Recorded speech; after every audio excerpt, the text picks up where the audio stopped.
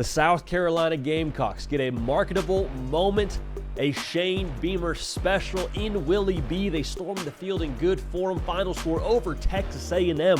South Carolina 44, Texas A&M 20. Was back and forth the duration of the game. South Carolina starts out hot. Texas A&M battles back. And then ultimately, the Gamecocks just throttled down and made a statement in a very massive way. We'll talk about all that. First things first, make sure you are subscribed right here to the On3 YouTube channel. South Carolina fans, I heard from y'all last night on Twitter, heard from y'all in the comments section. We're about to eat some crow, right? So we appreciate you in advance for being subscribed, all right? So, like I said, South Carolina fans, I picked this game incorrectly. I thought Texas A&M was going to be exactly who South Carolina was in this football game. All the reasons I picked A&M were the reasons that South Carolina won this football game. Quarterback, difference maker. I thought it was going to be Marcel Reed. It was LaNorris Sellers. I thought that the Texas A&M defensive line was going to have a day and get after the quarterback. That was actually Dylan Stewart and company, to the tune of 3 sacks for that South Carolina defense. Gamecocks got after it. Gamecocks were the team that imposed their will. I thought that maybe A&M would be the more physical football team running the ball downhill. No, again, that was Rocket Sanders, and that was LaNorris Sellers rocking the contacts. So, when we're wrong on here, we eat crow. And it used to be a little bit more of a flavorful crow, a little bit more of a pleasing flavor of crow. We have since pivoted, due to popular demand, to black licorice flavored crow. So, South Carolina fans, picked this game wrong. Our best ability is our accountability. So here we go. Yeah, that's awful. Oh, it tastes so bad. That's terrible. If you listen on the podcast, we got black licorice flavored crow. Absolutely terrible. But again, we are nothing if not accountable. Best accountability is the way to go. All right, that was gross, but nonetheless, move on. I'll keep this right. I'll move this off. Move this off the frame for right now, I suppose. Okay, so with that being said, what do we make of this game? First of all, how can you not be happy for Shane Beamer?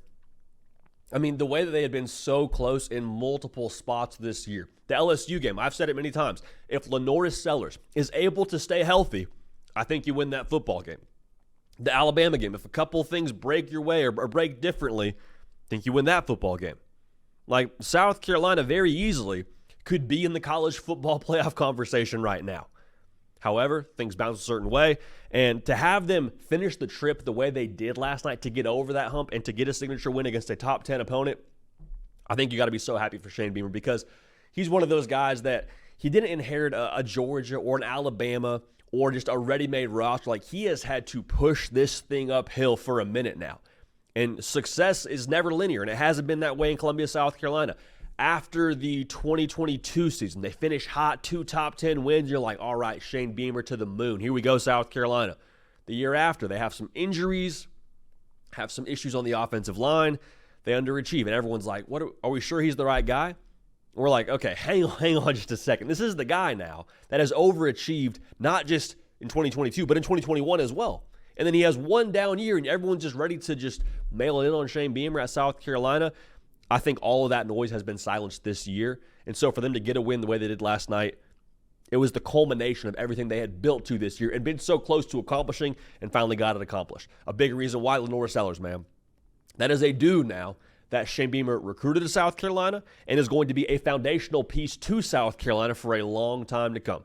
He has the it factor, and he showed it last night. How many times did A&M win up front, get to the quarterback, and LaNorris Sellers is the darn transformer back there, throwing dudes off, getting the first down, or at the very least scrambling out of what would be a negative play and throwing the football away and living to see another down, like what he did last night, running for over 100 yards, being dialed into the pass game, 2 touchdowns, no picks, 9 yards an attempt. Like, he has the it factor. He's a guy that you don't have to scheme around or you can win with. He's a guy you win because of. All right, make no mistake about it. He is a catalyst. They have a dude at quarterback. He's wearing the rec specs early, has now switched to the contacts. Contacts LaNorris Sellers is dangerous now. Make no mistake about it. Going to be really good for a very, very long time. I'll also say this. We have seen South Carolina now credit Shane Beamer with the portal and the way they have attacked on the recruiting trail. This is a legitimately physical football team. Like, they have in the trenches, especially on the defensive side, what it takes to win. And on the offensive side, too, I think that's maybe what is more noteworthy from last night's game. What they have in the quarterback run game with LaNorris Sellers, we already talked about. But Rocket Sanders, man, getting north and south against the Texas A&M outfit now that the week before allowed less than 30 yards rushing to LSU. Last night, South Carolina goes for 6.7 yards a carry, darn near 300 yards, a smooth 286. That'll do. And the offensive line now hasn't been perfect, hasn't been, elite this year to any extent, but what they did last night I think made a statement, and I'd be curious to see if the momentum from last night and having that kind of success on the ground now generates some more belief, some more confidence. Maybe they found something there, getting north and south. This is a real deal physical football team. They can, I think, make their money that way in the SEC. Now, can you sustain it? Remains to be seen, but just to see it actually translate to the football field, not just something you do behind closed doors in practice, not something where you get on the whiteboard and look at your roster and say, okay, maybe if this works our way. Like, it's all real. Tangibly, you can see it. You can go back and point to it. You can coach it up. Like, it is real right now in South Carolina. They have the physicality to hold serve, at least, in the SEC. Didn't happen overnight. Wasn't always that way. It's that way right now. Now, here's what I want to make sure we say that might be the most important thing coming from last night's game. Because South Carolina now, the way it's gone, winning the SEC this year would be a bit of a stretch, right? I think we can all agree on that. However, what South Carolina and Shane Beamer acquired last night was a massively marketable moment. I'm sure there were a ton of recruits in Columbia, South Carolina last night to watch what happened. But think about how many dudes now have South Carolina on their radar because of what happened last night. That watched that broadcast on national television, that saw Willie B get stormed, that saw that electric atmosphere, that saw the way that Shane Beamer interacted with his players and just the overall vibe of that team and just it felt like reckless abandon, reckless joy out there from that football team. To get the win like that over a top 10 team definitively. Guys, see that? Shane Beamer can now take that, package that up, and again, market that to any 4-star or 5-star that South Carolina wants to go after. I don't know if it's the end-all, be-all, but I tell you what, man, being able to pitch a game like that, be able to pitch a product like that here going forward and say, hey, here's where we are right now. Come help us take this thing to a new level and get more moments like that. I think that's dangerous. Because we know this now. Shane Beamer, he will recruit.